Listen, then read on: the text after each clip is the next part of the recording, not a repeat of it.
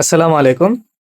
আমি গতকালকে একটা ছবি পোস্ট করেছিলাম যে এই সার্কিটগুলো এভাবে কেন পুড়ে যায়, এটার একটা প্র্যাকটিক্যালি আপনাদেরকে আজকে দেখায়। একেবারে একটা সেটআপ তৈরি করেছি আমি, যে চার্জার, কন্ট্রোলার এবং ব্যাটারি যেটা আমাদের গাড়িতে থাকে। তো আমি এটা এখন যেমনি চার্জারে ভোল্টেজ আছে 51 ভোল্টেজ। তো এখন আমরা ব্যাটারিটাতে চার্জ করি, দেখায়। তো আমাদের কন্ট্রোলারের লাইন এটা। আমরা যেহেতু ব্যাটারির সাথে সংযুক্ত থাকে সবসময় কন্ট্রোলারে প্লাস এবং মাইনাসটা, তো আমরা কন্ট্রোলারের সাথে যুক্ত করে রাখলাম। এই যে এখন যদি আমরা চার্জ করি, তাহলে এই যে এখন চার্জ হচ্ছে।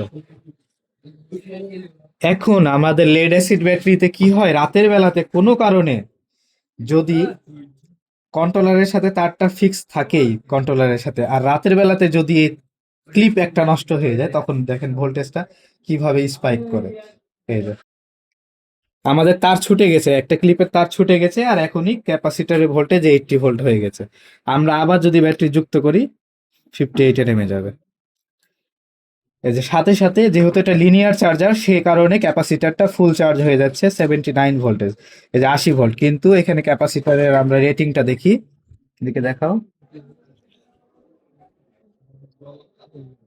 ক্যাপাসিটরটা হলো 63 ভোল্টের ক্যাপাসিটর, কই, এই যে 63 ভোল্টের ক্যাপাসিটর এটা।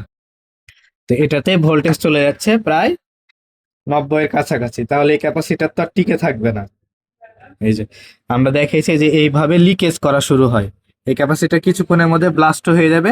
আর এই ক্যাপাসিটরের ভিতরে থাকে বরিক অ্যাসিড, যার কারণে গোটা সার্কিটের ভিতরে ছিটায়ে পড়ে আর ইলেকট্রোলাইসিসের মতন হয়ে যায়, সার্কিটগুলোতে আগুন ধরে যায়। তো কোনোভাবে রাত্রে যেন ব্যাটারির তার যদি ছুটে যায়, তাহলে এই সমস্যা হবে। আমরা আবার ব্যাটারির তার সংযোগ করি, 80 ভোল্ট আছে, এই যে 57-এ নেমে গেল। যেমনি ব্যাটারির তার ছিঁড়ে যাবে, সাথে সাথে কন্ট্রোলারের ক্যাপাসিটর গুলো ওভার চার্জ হয়ে তখন ব্লাস্ট হওয়া শুরু হবে এবং এইরকম ভাবে সার্কিট আগুন ধরা শুরু করবে। এই যে, তা আপনারা যারা ব্যাটারি চালিত গাড়ি চালান, তারা অবশ্যই রাতের বেলা অন্ততপক্ষে ব্যাটারির তারগুলো দেখে রাখবেন, যেন কোনোভাবে ক্লিপ নষ্ট না থাকে। ধন্যবাদ।